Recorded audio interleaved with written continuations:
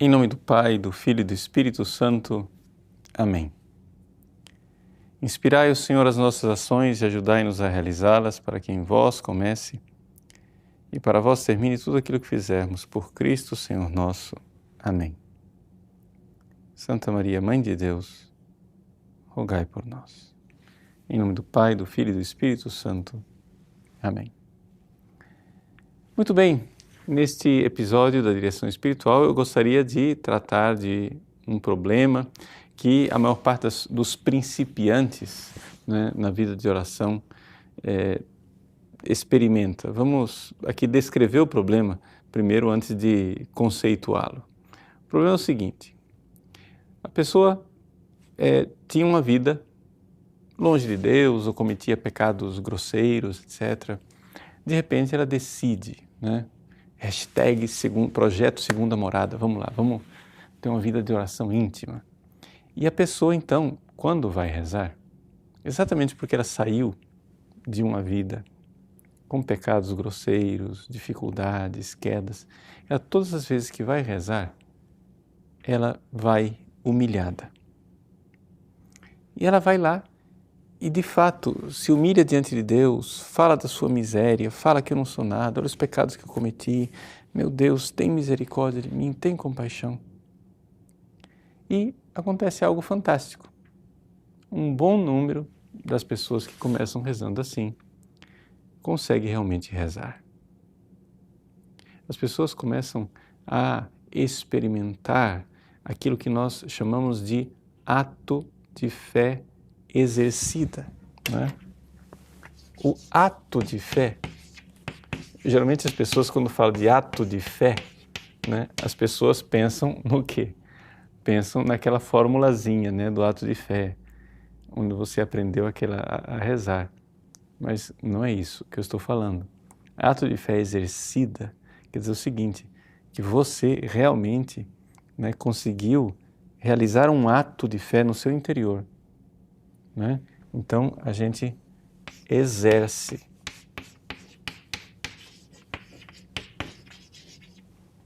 Porque a pessoa vai lá, reza, e neste ato de fé exercida, acontece que o ressuscitado nos envia a sua graça, e o que a pessoa nota dentro de si, no ato de fé exercida, é que a inteligência ela é iluminada. E que a vontade, ela é convidada. Ou seja, aquela experiência básica, fundamental, em que você está lá rezando, sei lá, você encontra uma verdade. Deus me ama. Você já ouviu essa frase milhares de vezes na sua vida. Deus te ama. Mas naquele dia, o pessoal usa essa linguagem assim, né? Caiu a ficha. Ou seja, nossa, Deus me ama. Eu vi. Por quê? Porque houve um ato de fé exercida e a sua inteligência foi iluminada e a sua vontade foi convidada e você sente o impulso de amar de volta. Tá.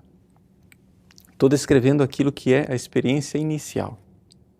A pessoa se sentindo miserável, pecadora, assim, arruinada, ela, quando não é nada, ela vai, começa a rezar e de repente, nas primeiras experiências de oração, plugou. Ato de fé exercida, inteligência iluminada, vontade convidada. Mas aí é que vem o problema. Ela faz isso 1 dia, 2 dias, 3 dias. Na semana seguinte, ela já esqueceu que ela é miserável. E aí começa a ir para a oração com o diploma de segunda morada. Não, porque eu já estou na segunda morada. E você vai. E com esta vaidade, nada acontece. Aridez, secura. Você fica lá tentando, né, entrar em sintonia na oração, mas só o que você consegue é distrações, e levado de um lado para o outro, e distrações aqui, aqui, ali, você não consegue dar passos, não consegue progredir. Isto, né, que está descrito aqui, Jesus resumiu numa frase que está no Evangelho de São João, capítulo 5, versículo 44. Ele diz assim, veja, como podeis crer?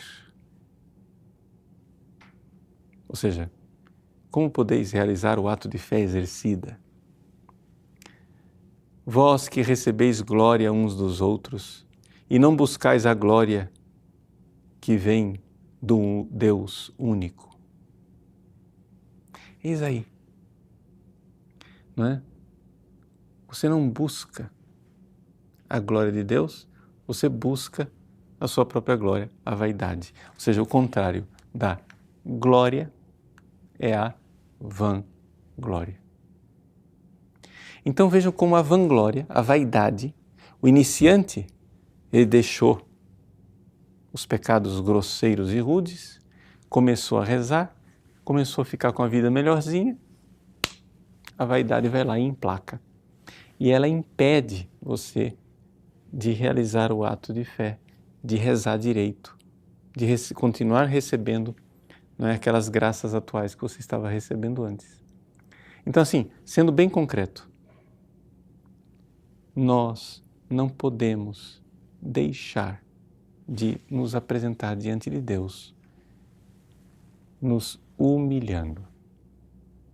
Veja, a nossa vida espiritual existe uma realidade básica e fundamental que antes de você se encontrar com Deus, que é que a vida de oração é o encontro entre você e Deus. Mas não é possível você se encontrar com Deus se você antes não se encontrar com você mesmo. Ou seja, é necessário um autoconhecimento, não no sentido psicologístico da palavra, mas no sentido existencial. Você vai rezar. Muita gente não consegue rezar, por exemplo, exatamente por isso, porque sabe que rezando vai ter que se encontrar consigo e isso vai doer. Isso vai doer. Por quê? Porque Jesus disse, a verdade vos libertará, mas Jesus não prometeu que a verdade ia ser agradável. Então, quando você se coloca debaixo da luz de Deus verdadeiramente, você se encontra com aquilo que você é e é uma experiência, muitas vezes, bastante dolorosa. Uma experiência, assim, que é necessário um pouco de virtude, de têmpera, de decisão, de determinação, para que você se encontre com você e você diga, puxa vida, eu sou isso. Meu Deus, olha como eu sou, Jesus. Eu sou um animal. Eu sou arrastado por todos os lados pelos meus instintos mais baixos, pelas minhas paixões desordenadas.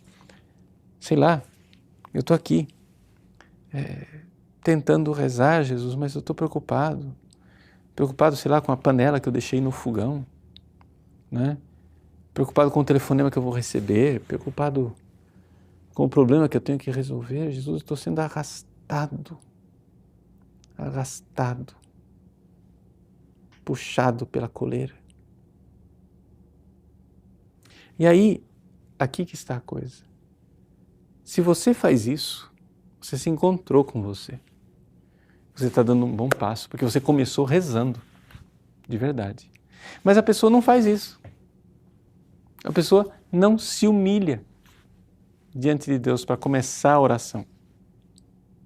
Ela se deixa levar pela vaidade. Se deixa levar por esse sentimento, nossa, eu nunca fui assim, passei minha vida inteira no pecado, agora, nossa, olha as minhas virtudes, pronto. Olha, isso daí é uma desgraça, isso daí é para acabar com a vida espiritual de qualquer um. Vejam o conselho do padre Reginaldo Garrigou-Lagrange. Ele está aqui nas suas 3 idades da vida interior, né?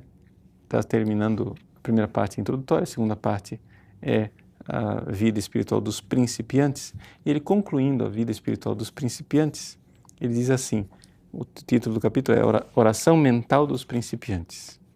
Ele diz, em primeiro lugar, para começar a vida de oração, é necessário fazer um ato de humildade, porque não é lícito esquecer quem nós somos, nós que viemos conversar com Deus, né? Recordemos o que o Senhor disse a Santa Catarina, eu sou o que é e tu és a que não é, porque Ele é o ser e nós somos, né, criados do nada, claro. Esse ato de humildade, né, pode ser comparado com a genuflexão que a gente faz quando entra na igreja. O que é a genuflexão? A genuflexão é um ato de humildade porque você se prostra no chão e mostra a sua miséria, mostra que você não é nada diante de Deus, mas isso é ao mesmo tempo um ato de adoração. Então, para começar a vida de oração, é sempre bom começar com um ato de humildade e um ato de adoração. Então, se colocar assim, você para baixo e Deus para cima. Colocar as coisas em ordem para começar esse relacionamento. Se você não faz isso, provavelmente não vai dar certo, né? Principalmente você que está iniciando, que está aprendendo a caminhar na vida de oração. Como podeis crer, vós que recebeis glória uns dos outros, ao invés de buscar a glória do Deus único? Essa frase de Jesus é importantíssima para nós.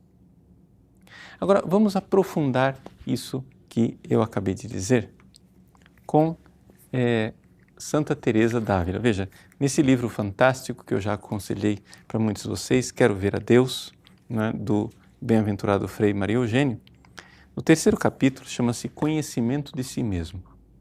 Eu aconselharia a leitura desse capítulo que aqui nesta edição da Vozes começa na página 74, na edição original francesa é na página 39.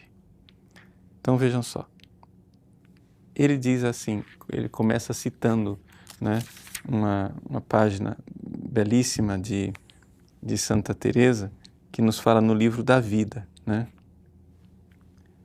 Os pecados, eu trato do capítulo 13 do livro da vida, né? Os pecados e o conhecimento próprio são o pão com que todos os manjares, por mais delicados, devem ser comidos nesse caminho de oração. Pão sem o qual ninguém poderia se sustentar. Vamos entender essa comparação de Santa Teresa. Primeiro, porque nós brasileiros precisamos, né, não somos do ambiente mediterrâneo, e nós temos que entender o seguinte, que nos países mediterrâneos, né, de uma forma geral, não se senta à mesa sem pão. Na Itália, por exemplo, não é possível você sentar à mesa sem pão. Tem que ter pão na mesa. Por quê? Porque quando vem o segundo prato, né, precisa ser acompanhado por pão. É um acompanhamento que as pessoas usam. Então, o pão nosso de cada dia nos dai hoje. Então, todas as comidas são acompanhadas de pão. O pão está sempre lá, à mesa, em abundância, né? E aqui no Brasil já não é assim. Aqui seria o nosso arroz com feijão, né? Ou seja, a gente não consegue comer sem arroz e feijão. Seria mais ou menos isso. Quando um brasileiro senta à mesa, né? Isso para esclarecer para os nossos amigos portugueses que não têm essa noção, né? Quando um brasileiro senta à mesa, não tem arroz e feijão, disse, e hoje não tem comida. Essa é a reação da maior parte dos brasileiros. Tem que ter arroz e feijão. Se não tiver arroz e feijão, não tem comida, né? Pois bem, o que acontece? Acontece isso. O pão tem que estar na mesa. Isso quer dizer que mesmo que você esteja em qualquer morada, que você esteja num grau de oração mais elevado, esse pão tem que estar lá. O conhecimento dos próprios pecados e da própria miséria. Isso tem que acontecer. E aí vem uma frase que é tirada lá das Quartas Moradas, né, do Castelo Interior, primeiro capítulo das Quartas Moradas, que ela diz assim: Ó Senhor, tende em conta o muito que sofremos nesse caminho por falta de instrução. Ela está rezando e pedindo que Deus tenha misericórdia de você que está sofrendo nesse caminho de oração por falta de instrução. E o mal é que, como não pensamos ser preciso mais do que pensar em vós, nem sabemos perguntar aos que têm instrução e nem consideramos que haja necessidade de perguntar. Então, a pessoa vai rezar e acha que a única coisa que você precisa fazer quando você vai rezar é pensar em Deus. Não. Por quê? Claro que o alvo da oração é Deus. Ele é o objetivo máximo que você quer alcançar. Você quer ter contato com Ele. Só que você não é um anjo. Você não tem conhecimento intuitivo, assim. Você é um ser humano. E você precisa considerar que tem muita coisa dentro de você impedindo você de entrar em contato direto com Deus. E ela diz, então, continua. Experimentamos terríveis sofrimentos por não nos entendermos. Vejam, aqui que está a coisa. Não é psicologismo, não é que agora eu vou ficar fazer, né, uma autoanálise psicológica, não. Antes de tudo, não entender quem é você à luz de Deus. Diante da grandeza do amor, a profundidade do seu egoísmo, diante, né, da consistência daquele que é a fonte do ser, o nada da sua criaturalidade. E chegamos a pensar que é grande culpa o que, longe de ser mal, é bom. Daqui provém as aflições de muitas pessoas voltadas para a oração, ao menos das que são pouco esclarecidas. Elas se queixam de sofrimentos interiores, tornam-se melancólicas, perdem a saúde e até abandonam a oração por completo. Por quê? Porque não têm um conhecimento à luz de Deus, de si mesmas.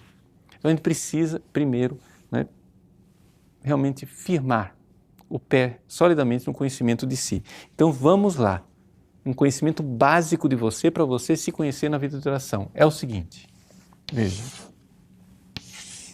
nós vamos falar aqui, rapidamente, da memória. Vamos conhecer o que está dentro de você quando você vai rezar. Quando você vai rezar, você tem a memória do cérebro. A memória que os animais têm. O que é que essa memória traz para você quando você vai rezar? É ela que causa as distrações. A gente fala, a imaginação, a louca da casa. Sim, é a imaginação. Por quê? Porque a memória, ela lembra o quê? Coisas que são animais. Os animais, eles não têm acesso à verdade. Então, o que acontece? O seu cérebro fica propondo coisas o tempo todo. Aí você diz, não, você vai lá e cria, você tem uma imagem de você mesmo sublime. Eu estou na segunda morada, eu sou o cara, eu sou não sei o que, etc e tal. E essa memória, você ficou aqui no cérebro, na imagem e não na verdade. Porque tem outra memória aqui, a memória da alma. Essa memória da alma, ela guarda verdades. Ao invés de você entrar em contato com a sua verdade, a luz de Deus, você entra em contato com a imaginação que você colocou. Então, quando você está aqui, você está na carne, você começa a rezar, parece que você é muito sublime, parece que você é muito especial, lindo, mas isso aí é simplesmente carne, vaidade pura. Como podeis crer, encontrar-se com Deus que é a verdade? Vós, que dais glória uns aos outros, que está simplesmente na imaginação vaidosa de você. Você está na carne. Aí o que acontece? Você fica propondo aquela imagem. Você fica fazendo caras e bocas quando reza. Aquilo fica teatro para você mesmo. Você não está fazendo teatro para ninguém, está fazendo teatro para você. Porque você não deu aquele passo primeiro de se encontrar com a sua verdade, a luz de Deus, para poder se encontrar com o Deus que é a verdade. E a sua verdade está sempre ligada à sua dificuldade, ou seja, à sua miséria por ser criatura, totalmente dependente de Deus, e a sua miséria por causa do seu pecado. Você precisa fazer esse ato de humildade, onde, diante do pecado, você pede perdão e, diante da sua criaturalidade, você adora a Deus. Você precisa, assim, já começar a rezar na verdade, dando um passo na direção da verdade, porque se você não faz isso e já começa a rezar imaginando anjinhos voando no ar, e sei lá que conhecimentos místicos que na verdade você diz, não, está me vindo a imagem. Maior parte dessas imagens, quando começa assim, meu irmão, essa imagem é realmente imagem, mas é imaginação pura da sua cabeça. Não estou indo contra pessoas que recebem palavras de Deus através de imagem, não é isso não. Eu estou aqui tentando ajudar pessoas que estão com problemas bem concretos de se concentrar na oração. Pessoas que deram os primeiros passos na vida de oração, conseguiram morder, entender, fazer a experiência do que é o ressuscitado que ilumina minha inteligência e convida a minha vontade, mas que não consegue ir para frente. Por quê? Porque sorrateiramente a vaidade tomou conta, e a vaidade ela é carnal. Ela é uma coisa, né? Uma realidade de uma autoimagem ilusória. A oração, o ato de fé, crava os nossos pés no chão da verdade. A oração não é faz de conta. A oração, ela é dolorosamente verdadeira no início, depois consoladora, porque você se encontra com outra verdade. Você não fica só na sua miséria, você se encontra com aquela outra verdade, né, que é a verdade de todas as verdades, que é Deus. Então você não se encontra só com a sua miséria, você se encontra também com a misericórdia. Então, é esse o pequeno recado que eu gostaria de dar, né, de direção espiritual para você, para que você na sua vida de oração realmente, todas as vezes, principalmente você que é iniciante, você que é principiante, não queira começar, né? Você vai fazer, sei lá, uma meditação, você pega a Sagrada Escritura, vai meditar e já começa e já embarca imediatamente na Lexio Divina. Não faça isso porque você não vai dar conta. Você precisa primeiro se encontrar com você mesmo. Como? Num ato de humildade. E se encontrar com Deus, num ato de adoração. Aí você saiu, né, da memória cerebral, da imagem, das fantasias, das ilusões e veio para a verdade. Uma vez que você está na verdade, as coisas ficam mais fáceis, né? Vai ser sempre uma luta, claro, porque a gente tem que realmente viver disso, mas eu acho que essa dica aqui, para muitas pessoas, é a chave que estava precisando para progredir na vida espiritual. Deus abençoe você. Em nome do Pai, e do Filho, e do Espírito Santo. Amém.